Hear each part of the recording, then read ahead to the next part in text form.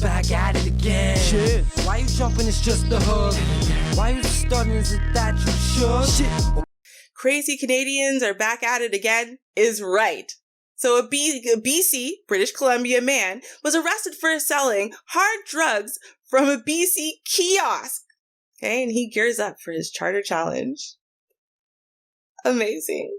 Now, if you guys can't see there, if you're not watching, right, if you're listening on Spotify or iHeartRadio, for example, right, I will describe to you. You have here a sign, okay? Now, the sign on the kiosk has a little symbol called the drug store, okay? Top says no impurities or cuts, 18 plus ID required, okay? And so you've got pricing for cocaine, $20, $50, $90, $220.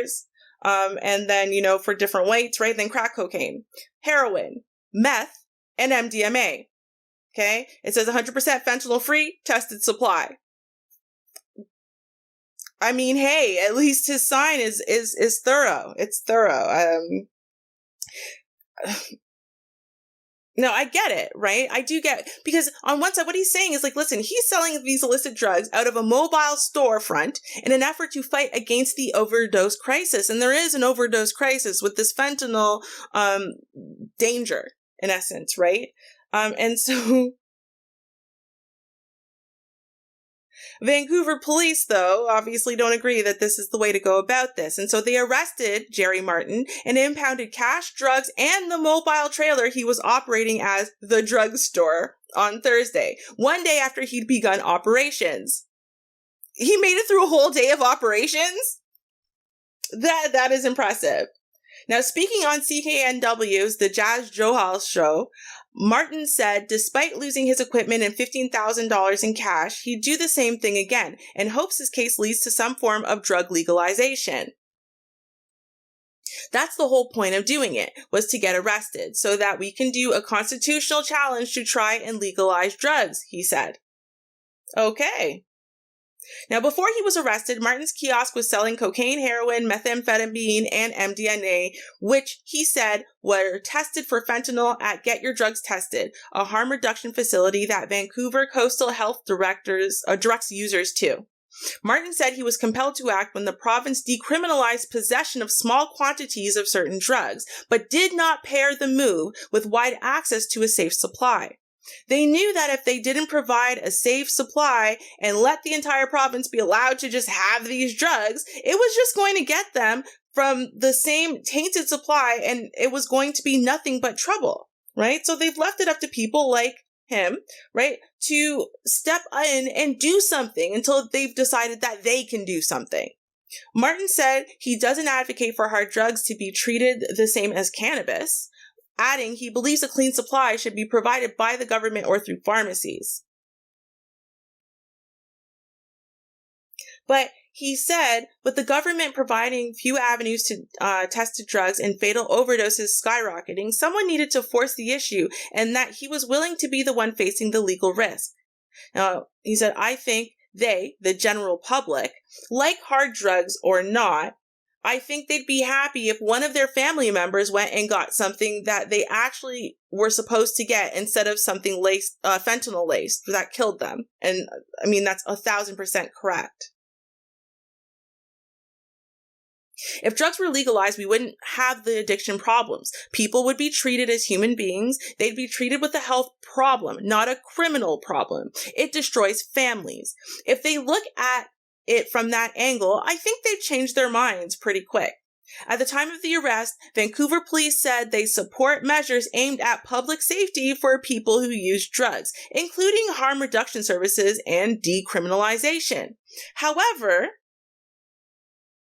we remain committed in our position that drug trafficking will continue to be the subject of enforcement, Constable Tanya Vicentin said in a media release. Martin was released pending his next court appearance and is subject to a court order that he stay out of the downtown east side. Court records suggest Martin has not been formally charged yet, and a timeline for his legal case was not immediately clear. In the meantime, he is fundraising with the goal of mounting his charter challenge. Wow, guys. So take a look at this. Apparently it's been taken down because when I click on this, the campaign is no longer found. So I guess GoFundMe decided that this was not a worthy enough cause. Wow. On a sunny Wednesday evening, Jerry Martin sets up his mobile storefront at the corner of Main and Cordova Streets in Vancouver. Is this straight from the source? Straight from the source. I see, uncut. We're hoping the world's first drugstore to try and help curb the overdoses and other dangers that are happening from drug dealing and drug buying. So, What are you selling here today? cocaine, heroin, meth, and MDMA. He knows what he is doing is illegal, but he says it's necessary. Number one, just someone buying their drugs, it's a lot safer. People have to go through a lot of things to get their drugs. They can be robbed in an alley. Many women get, abused and do different things just to get their drugs, whether they got money or not. So it's going to stop a lot of that. Plus, it's going to stop a lot of the overdoses. People are going to know what they're getting, and it's very important. People that if they buy something, they need to know they're getting that product. I want to get 4 MDMA. 4 MDMA? Yes, please. And these are clean, right? Yeah. Thanks, man. I appreciate what you're doing. Good luck on this. Martin has lost a brother to overdose and says this is a harm reduction measure to combat the toxic drug supply. There's the opportunity for clean drugs to replace dirty drugs that are killing people, then why not? I think that it can only be a good thing. I mean, I think that there's going to be the contrarians that think that it's just allowing people to do drugs, but the people that don't want to do drugs aren't going to do drugs. Others saw Martin's project differently. There's no such thing as safe drugs, period.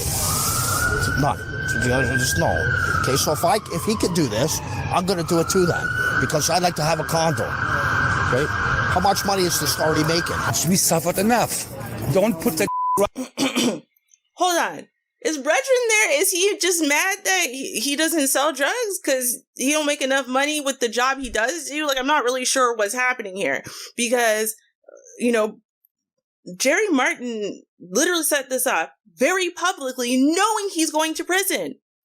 This has nothing to do with the man trying to make himself independently wealthy, or he would not have done this publicly, called the news, so that way the news could be there for his first and only day of being open, right? So people are missing the point, as always, right? You've always got these Puritans who entirely always miss the point anyway, which is, hey, he knew he was getting arrested. He knew he was not going to make a dime. So, and in fact, if anything, he was going to lose money, right? Because he was going to invest in all of that product to sell to people, and then he's going to get arrested and then lose all of the money that he made and right? I mean, dude.